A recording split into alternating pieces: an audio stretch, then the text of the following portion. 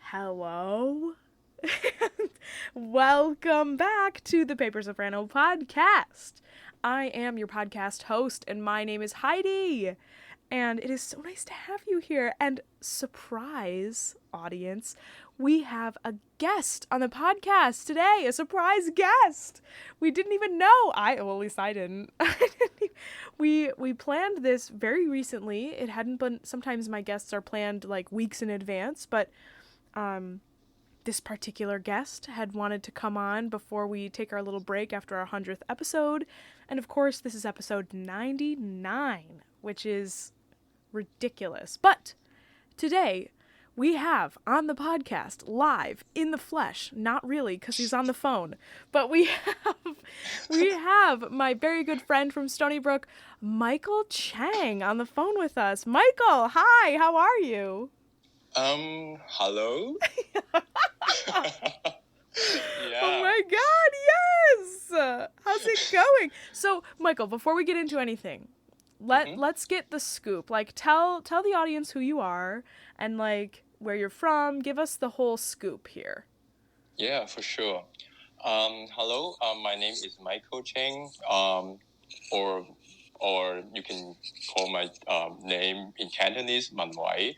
I was born and raised in Hong Kong.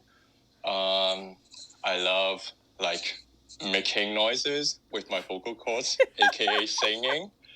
Yeah, so I'm now going to Stony Brook, and I'm now doing my master's degree in music. Mm-hmm. So actually, this is my last semester here in my master's program. Mm-hmm. So it's the place where I met Heidi. Mm-hmm.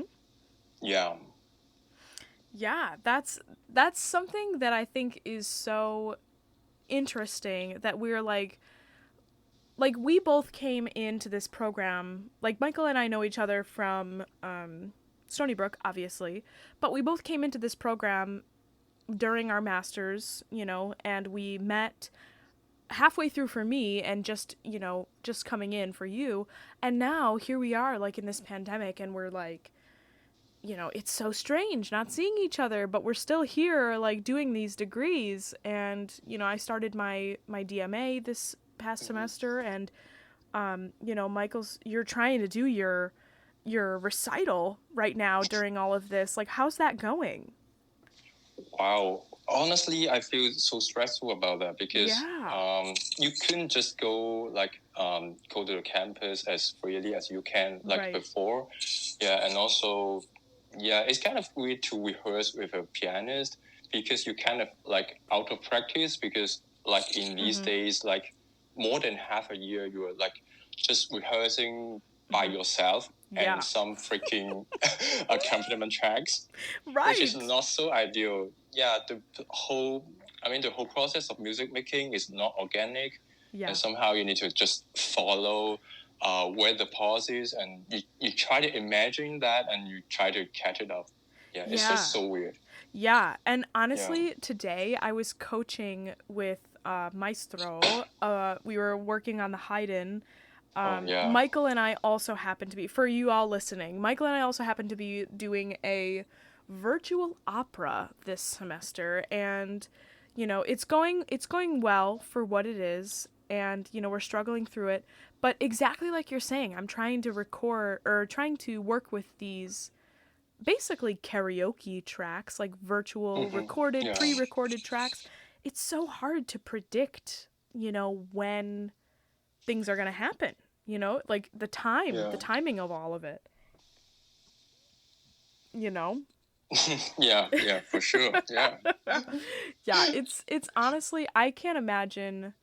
I was really lucky. I did a recital last semester, but I was really lucky because Corinne, who we actually we saw on campus the other day together.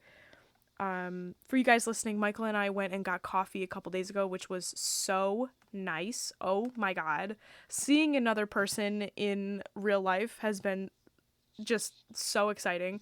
But we saw another friend, Corinne, and Corinne actually collaborated with me on my recital in the fall when all of this was a little less pedantic and, like, we were trying to just get through it, but it was nice to be able to record that in person. But Michael, you have a pianist that you're working with, right? Oh, yeah. And you're doing stuff in person? Right. For now, we're just doing our rehearsals as dollar, but the school requires us to wear the masks like all the time. So basically, I was just rehearsing with my pianist, like wearing the mask the whole time. Yeah. Yeah. Right. How has that been? When I sing at church, because I sing for a church in Hauppauge, when I sing for them, we're all socially distanced enough, and the rules at the church are different, so they allow us to take the masks off. So I don't have a ton of experience singing in a mask. What do you think about singing in a mask? I'm imagining it's really difficult. Well, I would say it's fun. Yeah. But yeah, actually, I think it's kind of good because it reminds you to like taking time to breathe, and also when you are singing with a mask, you kind of need to like breathe deeper in order to have the sing effect. And also it reminds me to like really focusing on my articulations. Yeah. For my dictions, especially for like some ending consonants, you need to be really try to make it very clear in order to be heard. Right. Yeah. I think I've sung in a mask only one time, and it was when we were doing our Christmas recording at church, and there was other musicians there, so I wore the mask for that. And I remember breathing in, like taking a big breath, and like the mask got like sucked into my mouth. It's so difficult. But I know that I actually just watched a video earlier today about like I think at Santa Fe Opera they're doing I don't think it's a collaboration. I don't really know what it is, but they have this specific like opera mask that's different from like just your regular old singing mask, like the clear singing like plastic one. It's like designed by a doctor or something. I have to look it up, but I think it's with Santa Fe. But I would be totally interested to see what gets created about like singing masks, because it's so difficult to try and sing with a mask on. Like it's so tough. Yeah, I know. It's not easy by any means. Yeah, it's just it's not just ideal, but we kind of have to live with it. Maybe for several months. Yeah, I guess. Yeah, I know. We gotta do what we gotta do. Yeah.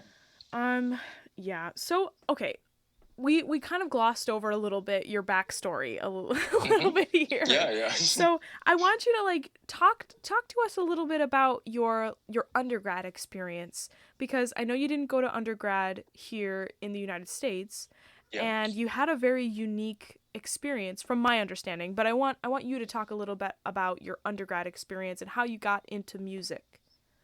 Oh wow, that's a very long story. So it's just a little secret about me. So okay. So basically I have 2 bachelor degrees. The first one that I did is not in music. The first one that I did is in economics. So I learned music or singing specifically like in a very late age. So basically when I went to the college for my first degree, so I sang in a choir, and then I met my first voice teacher, and then he said, Michael, you have a very good voice. Maybe you should consider like studying singing or even considering pursue a musical career. So, and then I sang in that choir. So I gained a lot of experience in terms of like ensemble singing, like singing in a choral setting. Right. So just one sidetrack. Choral music is so very dear to my heart. Me too. I hate to cut you off, but like seriously, that is such like in my undergrad too, we had such a great choral program, and I'm not trying to cut you off, so continue, but I just had to interject because I love choral music. Yeah, me too. Yeah, so and then I'll point to the point that I'm graduating. I have to decide whether I should pursue a career in music or just like working for this like very ordinary office stuff, like from 9 to 5, that kind of thing. Yes. And I discovered that, which I don't like. I don't enjoy doing this kind of like analytical things, like just looking at some numbers and some figures, or about the financial market, that kind of stuff. Yeah, and then I find that when I'm singing in a choir or when I'm making music with the others, I find that special connection with the others, which I haven't had before. Yeah, so I really try to I work so hard. To learn music, to learn singing, to learn how to read music, or catching up about the music history and stuff. Music theories. Yeah. So after graduating for 2 years, actually I worked as a freelancer at that time, and I'm still taking voice lessons. And then, so I'm so thankful that I just got into one of the most prestigious music program in Hong Kong. Yeah. So the music program that I did is in Hong Kong Baptist University. So I'm doing a Bachelor of Arts in Music. Right. Yeah, and then here's the story. And then I finished my second degree in music, and then I worked for 1 year, and then I came to Stony Brook. Yeah, dude. Yeah. What a story. That is some journey. So did it take you 4 years for your economics degree and then 4 years for the music degree, or was it overlapped? Sadly, it's not overlapped. No, that's totally that's legit. I always think about, whenever I meet someone in this field that we're in, whenever I meet someone who's a musician, or I meet someone who's pursuing higher education in music or the arts, I always wonder, because I always wonder where they came from, where they got their start, because we've got some dogs barking, which is classic. Yeah. But I always wonder, where everybody got their beginning and where everybody comes from, because to me that is such an interesting point to people's pursuance of this path, this career that we're in. So I think that's so awesome that you have an economics degree. That makes so much sense, honestly, because you're such a hard worker, and you definitely, like you said, I work so hard to learn music and memorize music. You really do. I remember, not to embarrass you or anything, but I remember just say it. I remember when you first came here, so it was your first semester, right? Right. And I remember being in the basement of Stoller and walking around, and pretty much every time I was in the basement, I could hear you practicing. And I could hear you in your studio in the basement, which we all, if you're all listening, we all have studios in the basement. Our freshman year, we're just all our first year. But you are seriously such a hard worker, and we have been in the same studio since you came here, and it's just so interesting to me, just hearing where people get their start. And I don't have a undergrad degree in performance. My undergrad degree is in education. So everybody gets their start from somewhere, Yeah. So okay, let's talk a little bit about music as some things that you like to listen to. So I don't really know this about you, Michael. What kind of music do you like to listen to that isn't classical music? Stuff that you're not practicing, you're not working hard learning it. Like, what do you listen to for fun? Oh, wow. That's a very good question. I would say I don't have any like very specific artist that I like or hate. Okay. Yeah, but maybe recently I'm also like you. I'm so into Jacob Collier because I think he's so talented, and then it just changed. I mean, the paradigm of music. Yeah. Yeah, or how you listen. I mean, from an enjoyment perspective, or like a very theoretical perspective. It's just so fascinating. Yeah. Oh my god, dude. I'm so happy that you said that because I literally love Jacob Collier. Like I find him so interesting in terms of like first of all, he's so young. Like I think he's like 22 or something, 23. Like it's ridiculous. This guy is just a genius. Yeah. And I actually saw him live in New York a couple of years. Wow. Yes, really? A couple years ago. I went to one of his shows. Yeah, and he was everything he ever cracked up to be, you know? Like it was just so good. And the main thing that amazes me so much about Jacob Collier is his multi-instrumentalism. Like he can play every instrument. He can just like playing literally all kinds of instruments. I know. Which is so crazy. But also, I forgot this. You forgot this. You forgot to mention that you don't just sing. You have played another instrument in your life, correct? Oh, wow, that's so embarrassing to say. Yeah. So the first instrument that I learned is the violin. That's not embarrassing. Why are you embarrassed? I don't know. Maybe I just gave up. Maybe just like in middle school, that kind of thing. Because like very typical stereotype. I mean, about the Asian parents, they just want me to focus on my study and and I mean, got into a very good program in the university, and then get a good job. Yes, right. Get a family.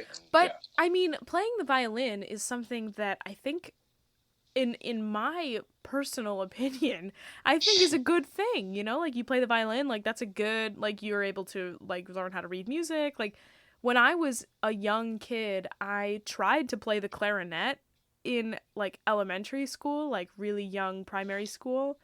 Yeah. And I just hated it. Like I didn't hate the instrument, but I hated my teacher and I hated practicing because I felt like I didn't get enough time like actually learning it. Like I didn't know what to do to practice.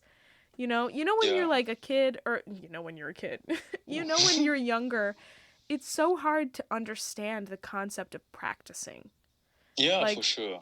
So kids don't really get it unless they're like a prodigy or something, or they really understand the instrument. But when you're so young, I think it's really hard for children, and I say children like a broad age group, like from birth to, I don't know, 16 or 17 or 18 years old. Like those are children. Yeah. And it's hard for children to understand what it means to be a musician and what it means to practice, Yeah. And actually, you have said a good point. You said you don't like your clarinet teacher, right? Yeah. Yeah, I think that's such a good reminder for ourselves. Basically, we're both performers and educators. Yeah, so I always remind myself, I mean, I need to try every method to encourage my students and try to perfect my teaching skills, and also I try to make them enjoy the whole process of music making instead of just practicing because you need to practice. Yeah, for sure. It's just so difficult to teach music. I mean, it's a totally different world, perform. Yeah, I mean, you can perform well, but maybe you can't teach well.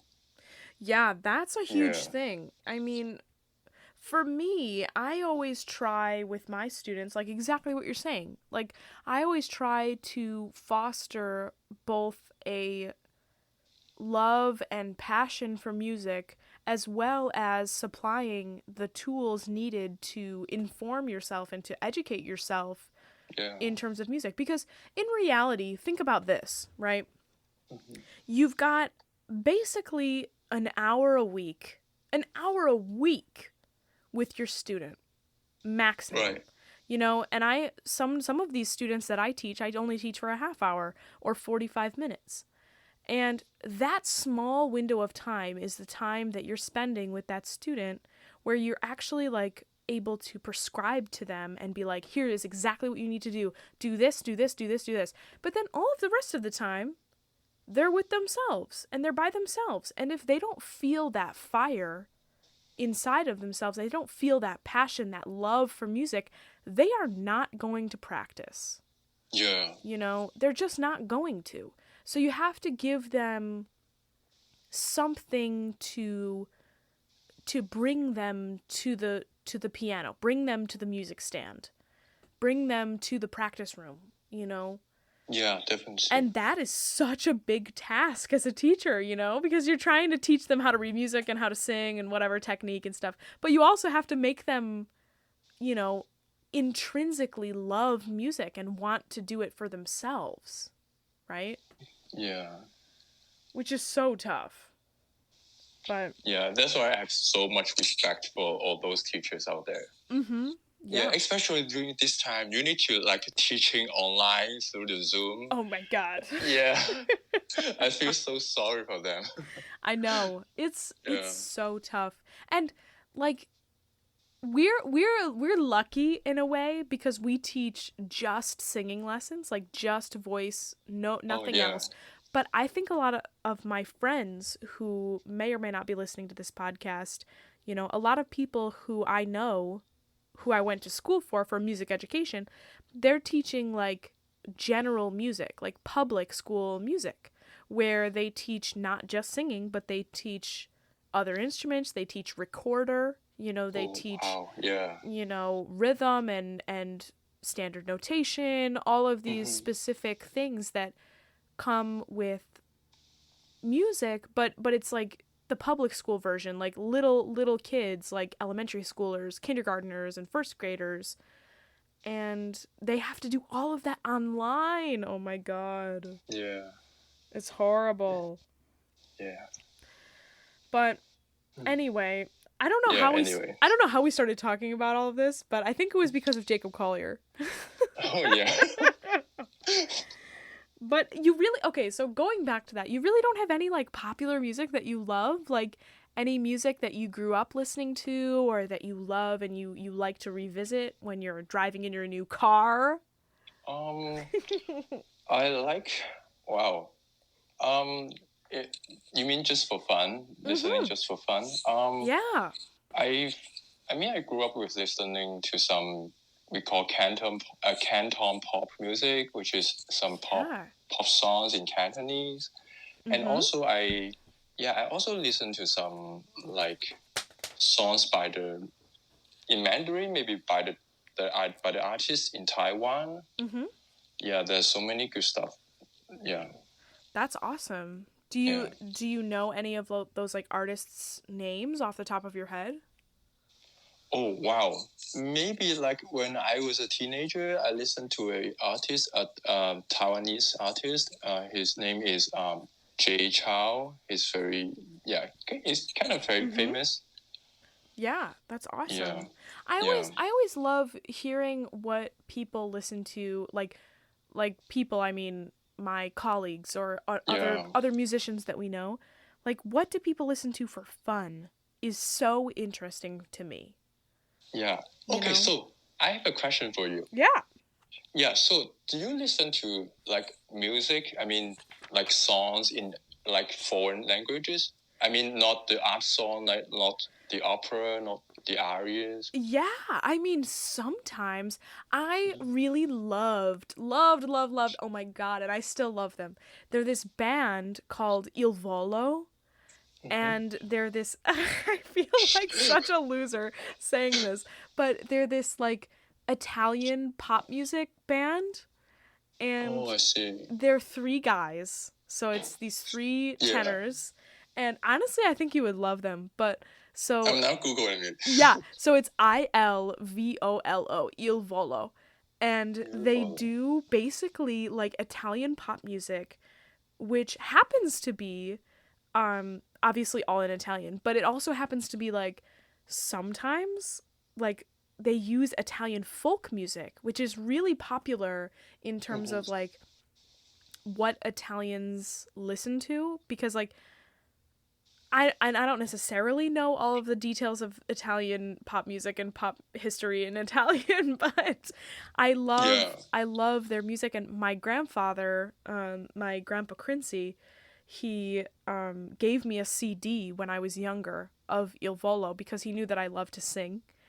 And he was like, "Oh, you should listen to these boys, these Il Volo boys. You should listen to them, and they're good. And you know, they're good singers, and they're good boys. They're good singers."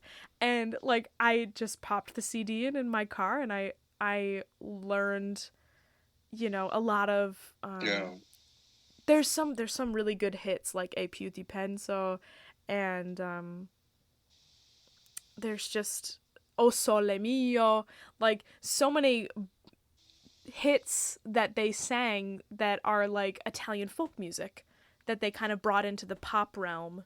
You know what I mean? Yeah. But it's kind of cheesy in terms of like American music. Like you listen to that and you're like, "Oh, this is so corny a little bit." Like but they're so good. I love them. They're so dramatic and they've got good singing voices. Like I love hearing them.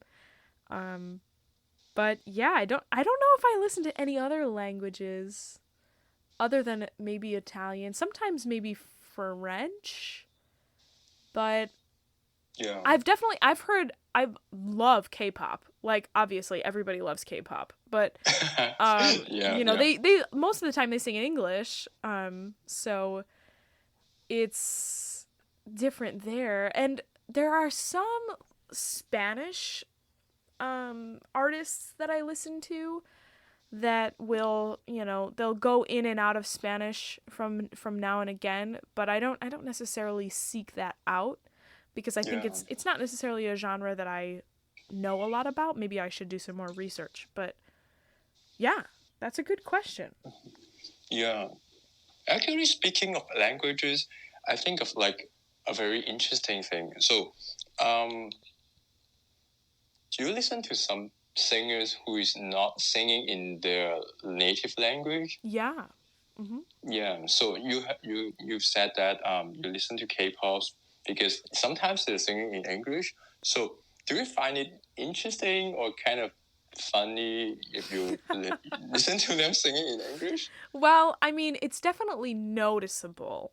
I don't necessarily think of it as anything other than, you know, they're singing in not their native language.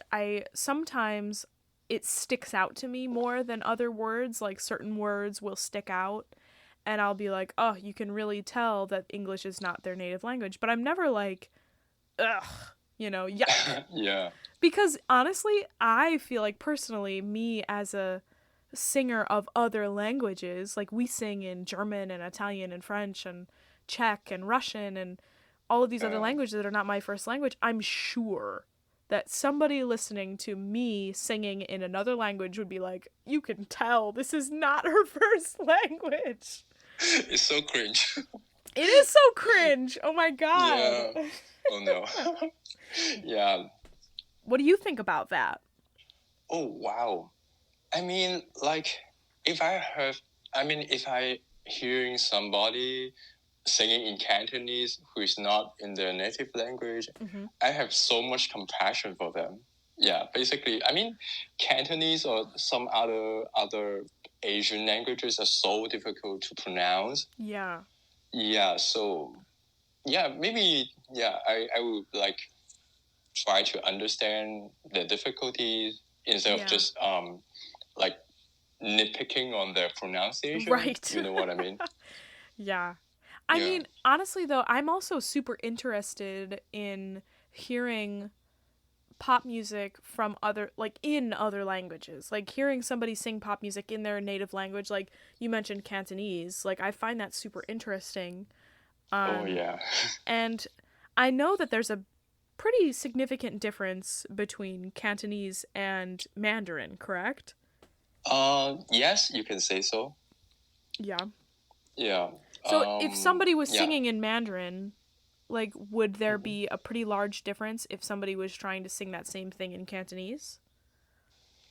Yes. First of all, the pronunciation is a little bit different, and also, I mean, some of the wordings or like the grammar is also a little bit different. Yeah. So if I haven't learned Mandarin in school, maybe I could understand like maybe 25% or at max like 50% of what they're talking about. Yeah. So I'm literally like the stupidest person alive. Like I'm such an American. But no, don't be. So you grew up speaking Cantonese, so there's a lot of Mandarin that you have learned maybe in school, correct? Yes. But you don't Yes. You don't speak Mandarin like with your family or your friends? Nope. I mean, around my social circle, yes, they're all speaking Cantonese. Like that's awesome. That's the native language. Yeah, in Hong Kong. Yeah.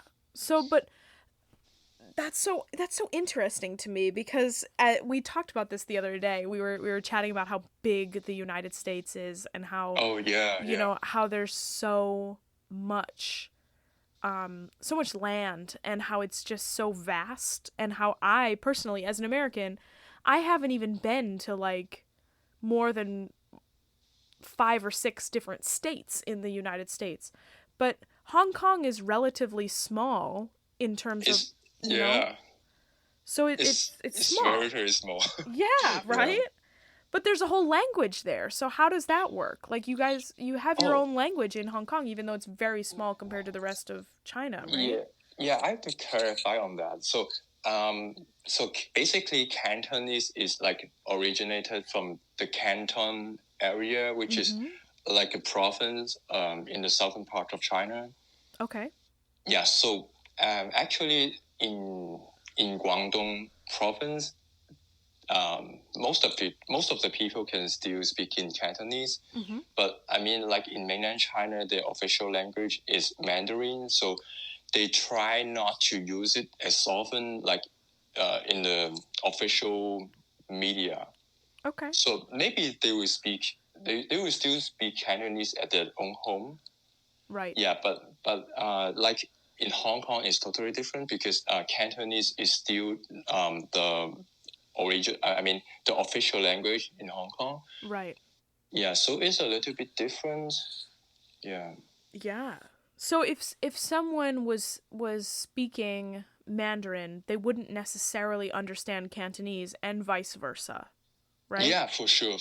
Okay. And actually, there's so many dialects in China. Yeah. Like in each region, like in each province, each county, maybe the accents just vary, and then they couldn't just comprehend what the other is talking about. That's so interesting to me. Like I think that language is something that I don't know why, but I've always like, even as a young kid, like I took Spanish lessons as like a 3rd grader. In like you know how some kids like over the summers they take football lessons or swimming lessons or things like that. They like play sports in the summer.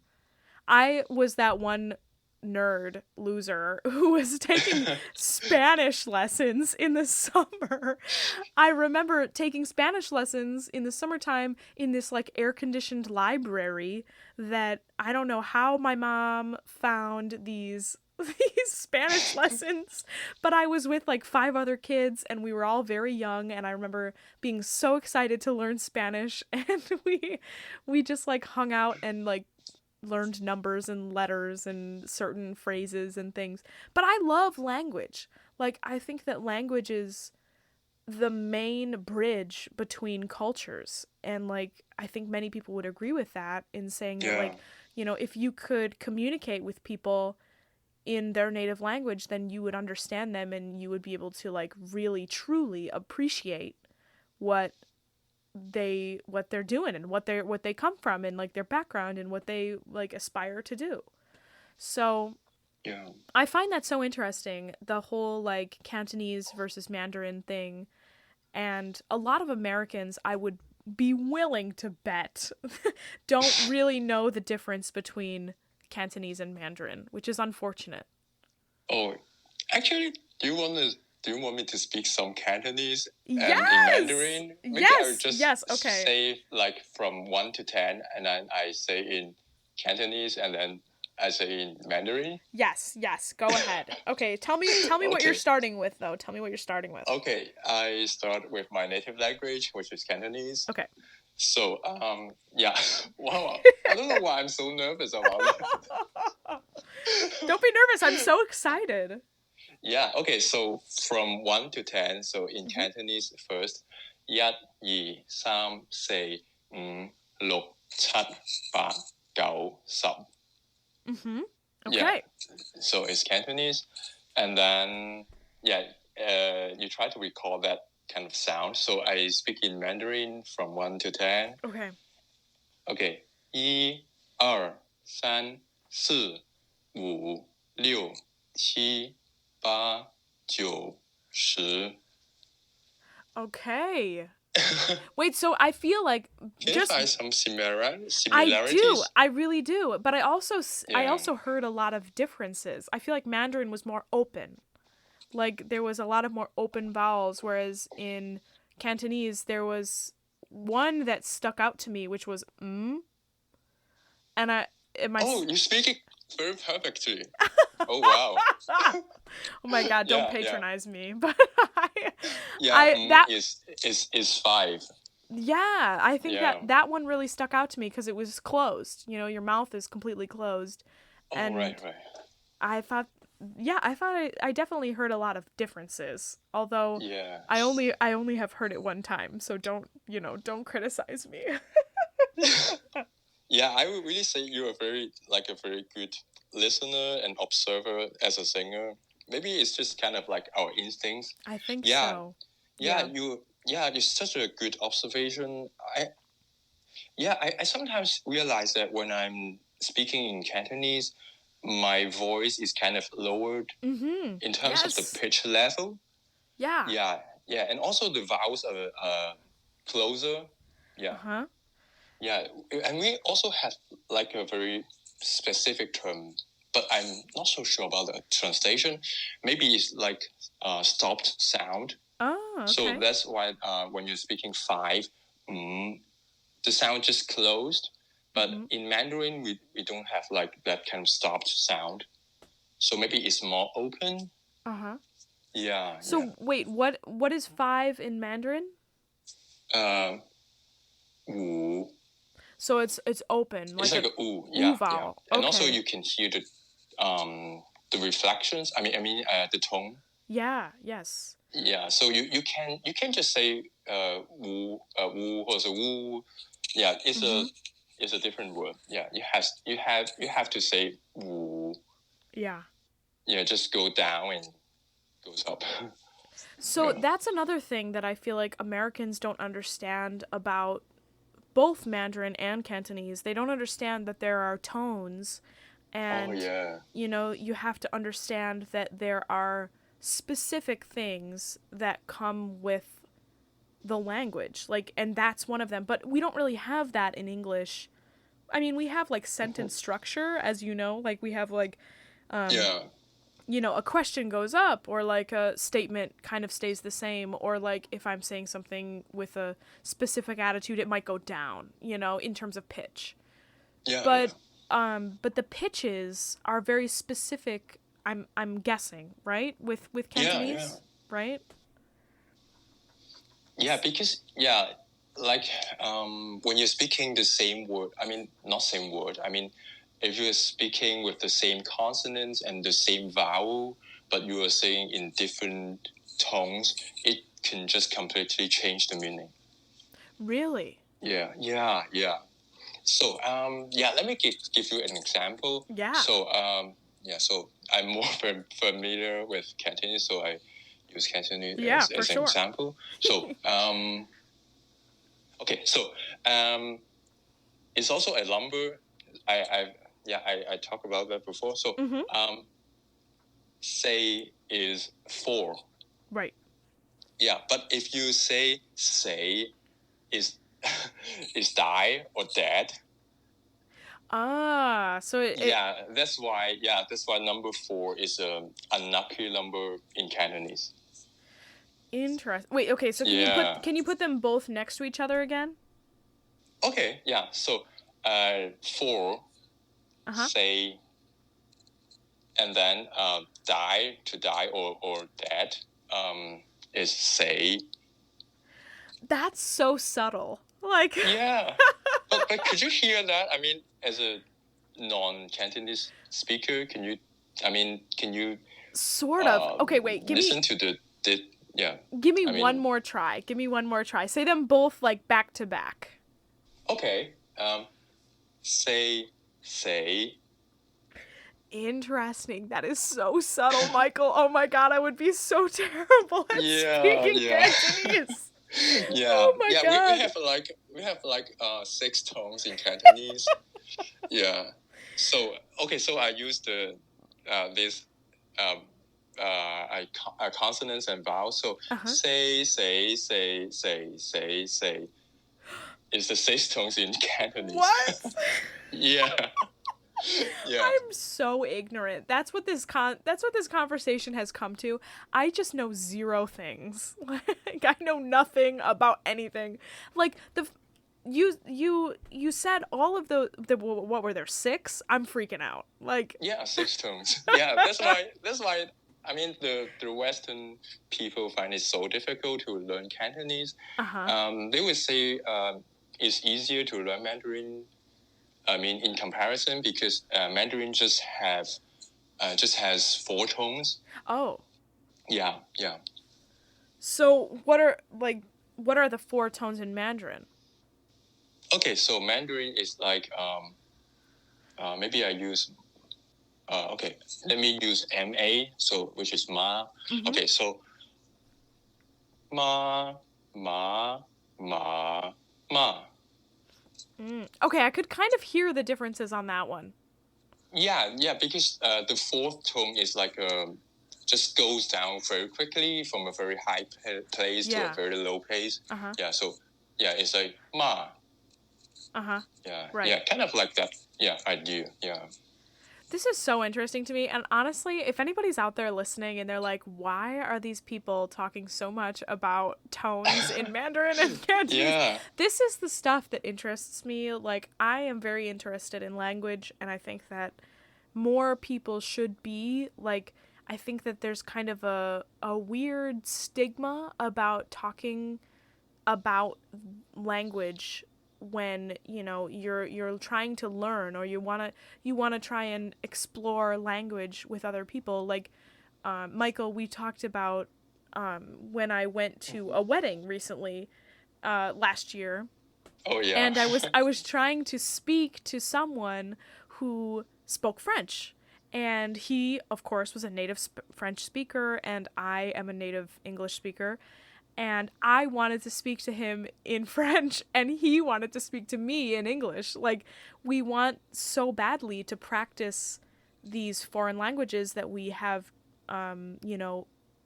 little tiny skills for. We have certain, aspirations to try and get better at. But it's so hard to try and practice it with real people. Yeah.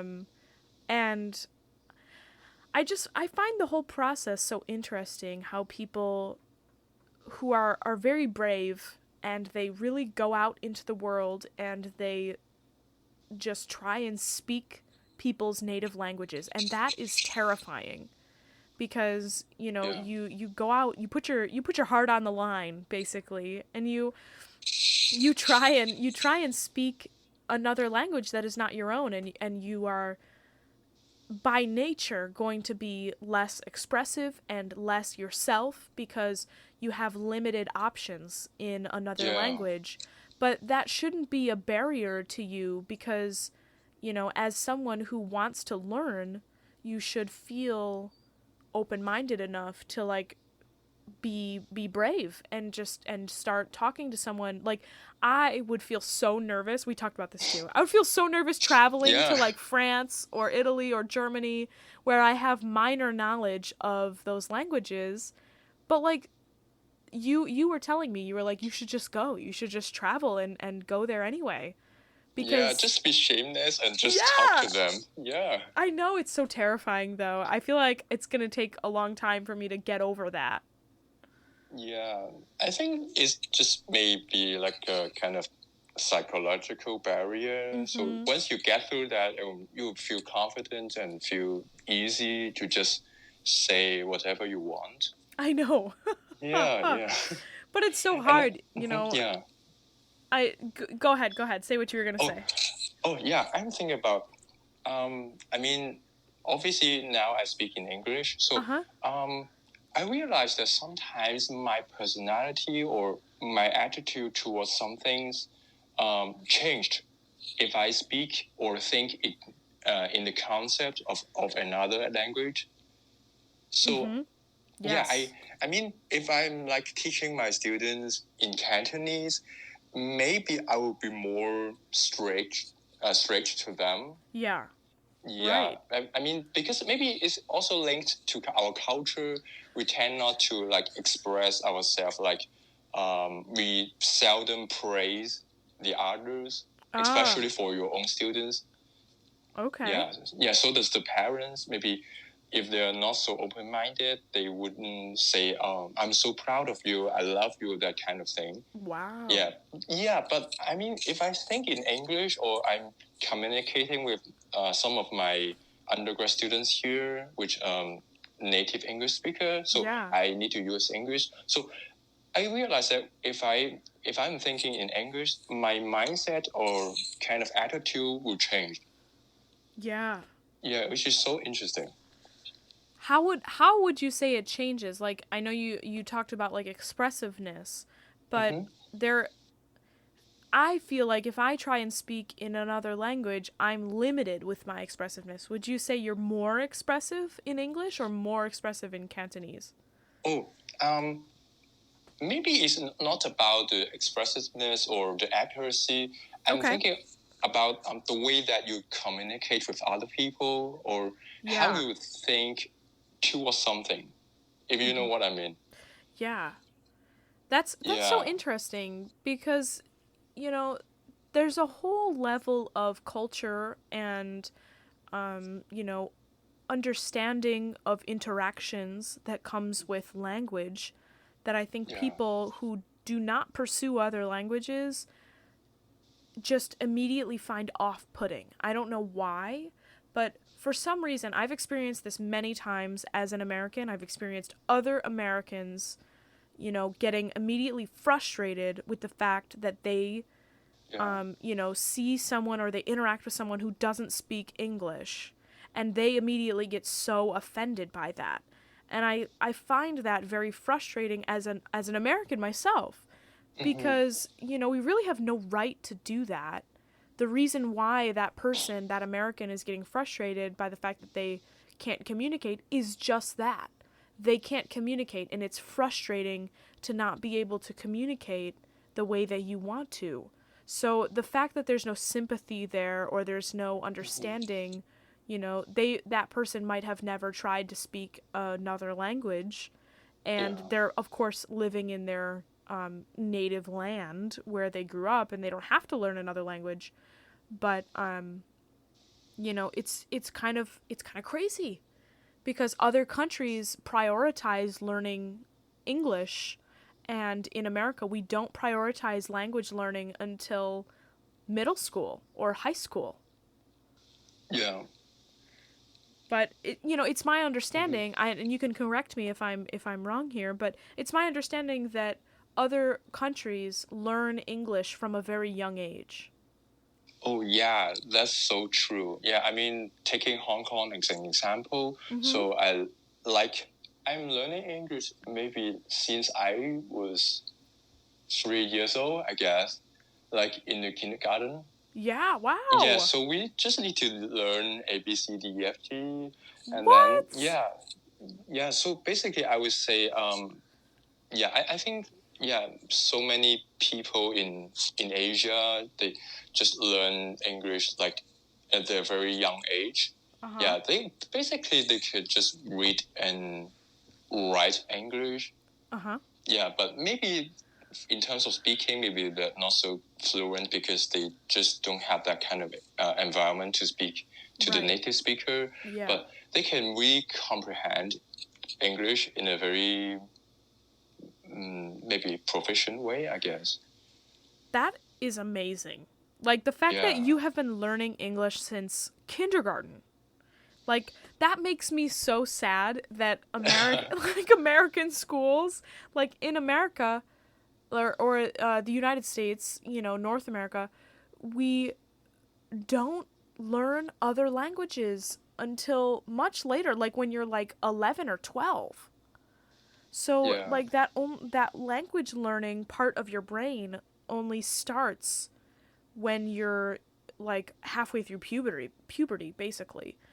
Which, I mean, as an education person, like I studied education, and I've studied like the types of, spongy types of brains that young kids have, and they really absorb things. You absorb a lot when you're a kid, and when you're very young, you absorb a lot of information easily. Like there's a lot of that kind of plasticity in your brain, right? The gray matter, that kind of stuff. Yes, it's so plastic, and you can just absorb so much information. It's so frustrating that kids in the U.S. just don't get that kind of exposure.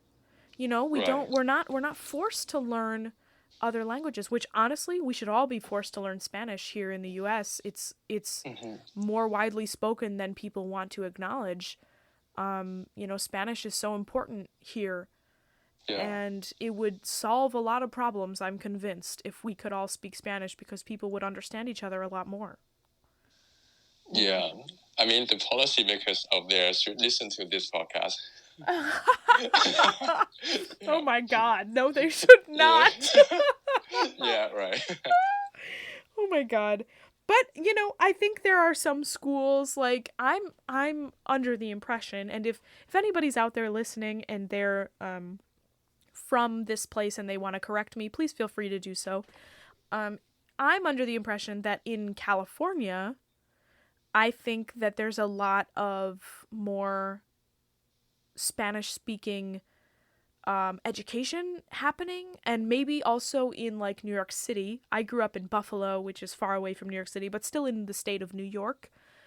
But there are certain areas in which Spanish is taught at a young age, I think, but I'm not 100% sure. So if anybody's out there listening and you grew up in one of these places that I'm talking about, maybe like New Mexico or, Nevada or Arizona or some of these places that may or may not, I don't know, have better language acquisition classes for very young children, like kindergarten, first grade age kids, let me know. I'd be so interested to know that.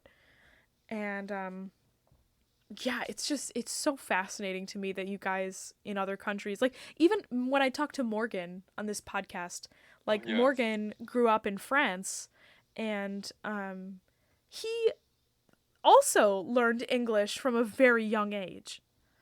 Like, that just kind of makes me jealous. Like, I'm almost jealous that you guys have been bilingual for so long.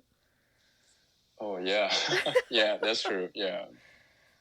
I don't know. I think that's awesome. And I think that it's totally, like, something that I hope for the next generation to, you have access to the internet, you have access to resources like Duolingo and, other there's people. So many resources out there. Yeah. Compared to, like a decade ago, oh my or like God. 20 years ago. Yeah.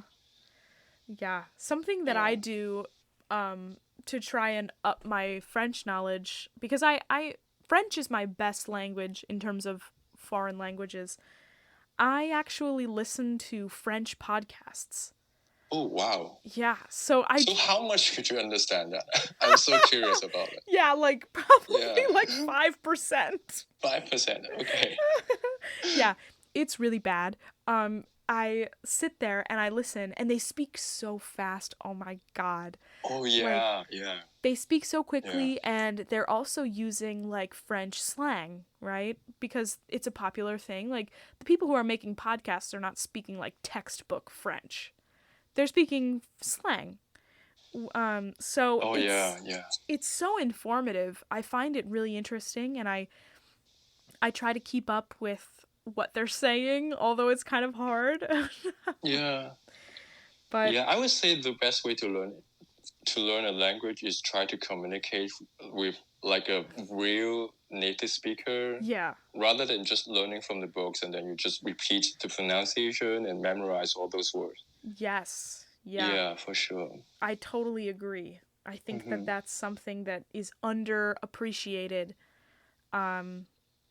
in terms of like learning languages. Did you ever we had this thing in we had this thing in middle school and high school called a foreign exchange program, where we basically had, I don't know why or how they set this up, I have no idea, but basically it was called a foreign exchange program, and a student from another country like France or Spain or somewhere else, or Germany, sometimes Italy, they would come to the United States, and they would stay with a host family, and they would attend American high school.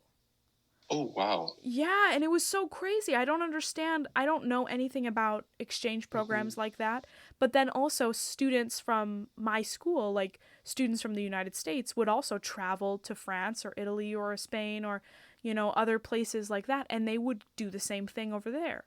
Oh, wow. That's so great. But are they like self-funded, or just the school just sponsor them to just go overseas? Yeah, I think they're self-funded. There is not a lot of money for those kinds of things in the U.S.